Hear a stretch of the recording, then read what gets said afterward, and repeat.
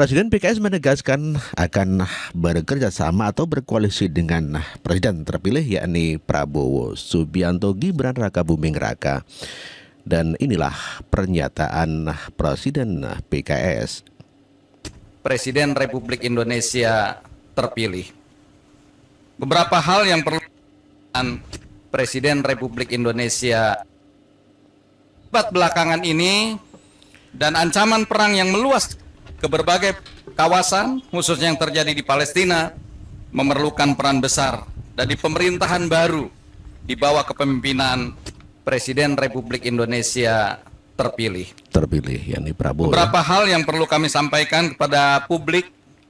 Saya kira pertama, bahwa pimpinan PKS telah berkomunikasi dengan Bapak Prabowo Subianto sebagai Presiden Republik Indonesia terpilih pada Pilpres 2024.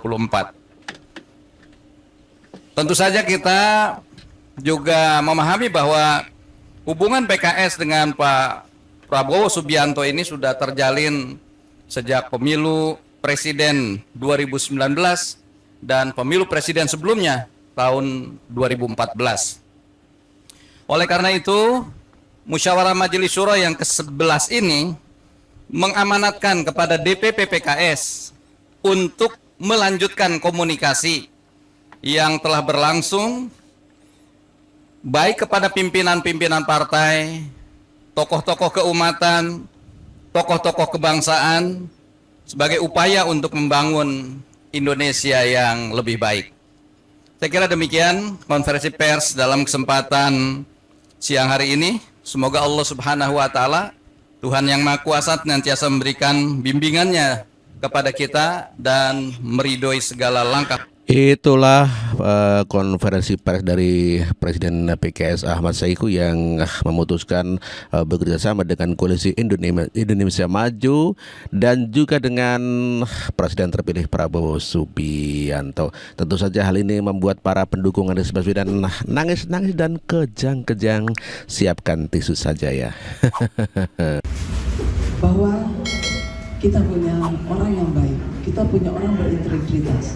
Kita punya orang yang bisa memimpin DKI. Kita punya orang yang bisa kita percaya. Dan kita yakini bahwa beliau bisa memimpin Jakarta. Dan itu sudah terbukti masa lalu ini. Yang kita sedihkan, kenapa kok partai-partai pendukungnya ini memanuver yang saya sendiri, para ibu-ibu saya rasa ini bertanya-tanya, apa kesalahan Pak Anies? Apa yang pernah Pak Anies lakukan masa lalu? Saya berharap kepada pemimpin partai-partai yang telah berkomitmen untuk mendukung Pak Anies Rashid Baswedan, tolonglah dengar suara ibu-ibu, suara warga DKI, agar kita semua komitmen memberikan Pak Anies mendukung Pak Anies menjadi gubernur DKI. Kalau untuk semua pengusung di DKI, kita semua berharap Pak Anies menjadi gubernur.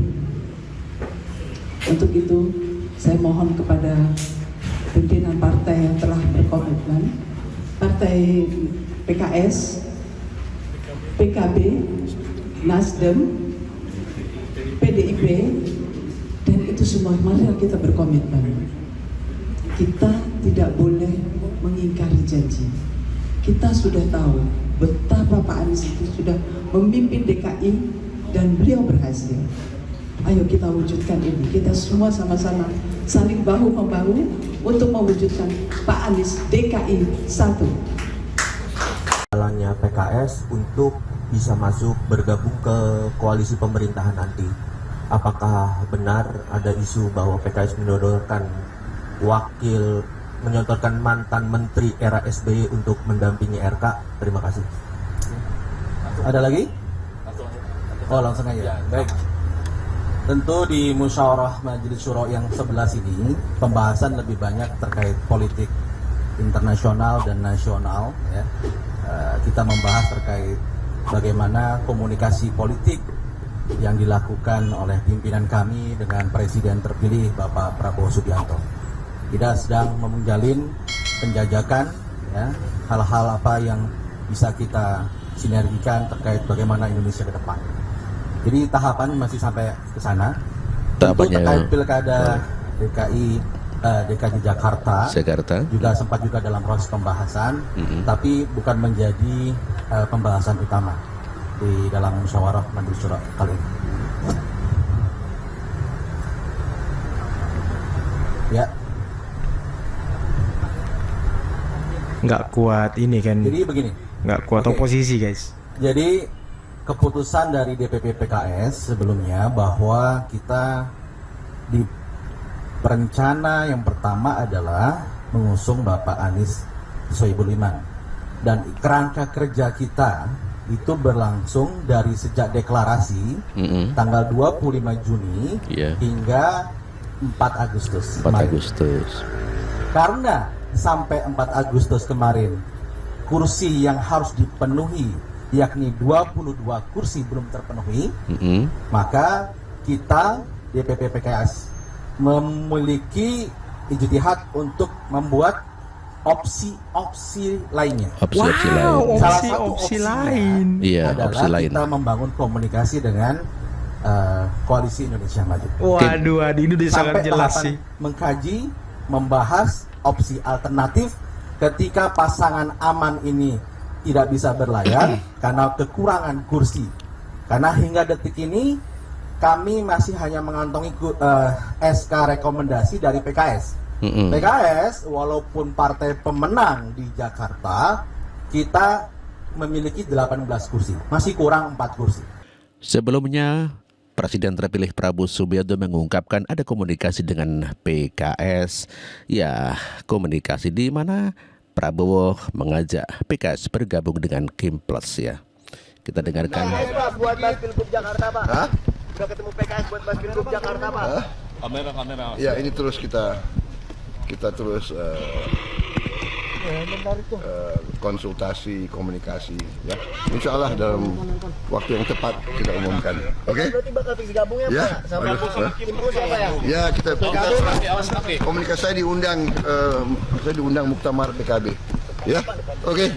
Itulah pernyataan Prabowo Subianto yang mengatakan bahwa akan ada komunikasi terus jalin komunikasi dengan PKS. Dengan bergabungnya PKS ke Koalisi Indonesia Maju, maka dipastikan pencalonan Anies Baswedan tentu saja dipastikan batal. Anies di Jakarta ini hampir bisa dipastikan 1000% wassalam, Putri. Batal. Pertama tentu PKS ya, yang menyatakan duet soal antara Anies Baswedan dan Sohibul Iman ini sudah expired. Itu artinya memang tak ada intensi lagi sebenarnya bagi PKS untuk melanjutkan bagaimana soal proposal awal ini.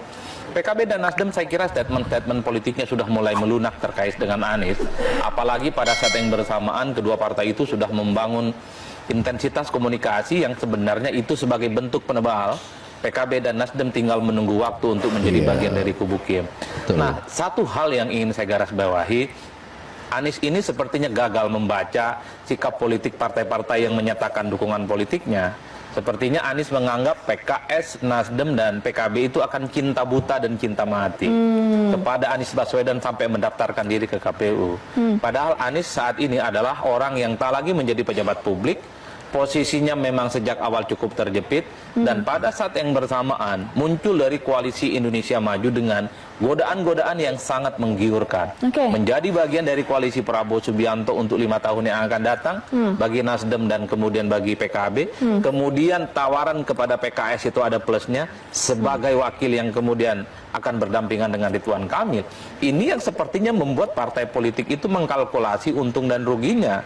Tiga partai ini kan berhitung, apa untungnya mendukung Anies di Jakarta. Mereka sudah tak dapat lagi faedah elektoral karena tak ada pileg. Jadi tidak ada coattail effect yang kemudian akan didapatkan oleh PKS, Nasdem, dan PKB. Sementara pada saat yang bersamaan, ngusung Anies sekalipun di Jakarta, itu juga belum tentu mampu memenangkan pertarungan. Sementara di seberang kubu Kim yang selama ini head to head di Pilpres, memberikan angin surga tawaran yang saya kira ini membuat iman para pengusung Anies itu sangat goyang-goyang menjadi bagian ke koalisi dengan akses kekuasaan untuk 5 tahun yang akan datang. Kemudian ada konsesi misalnya jadi menteri dan PKS jadi wakil, siapa yang tidak tergoda dalam konteks itu. Jadi ini yang sepertinya bisa menjelaskan kepada publik kenapa sikap politik pendukung Anies ini secara perlahan sudah mulai kelihatan sekali dekat dengan kubu kiri. Itu yang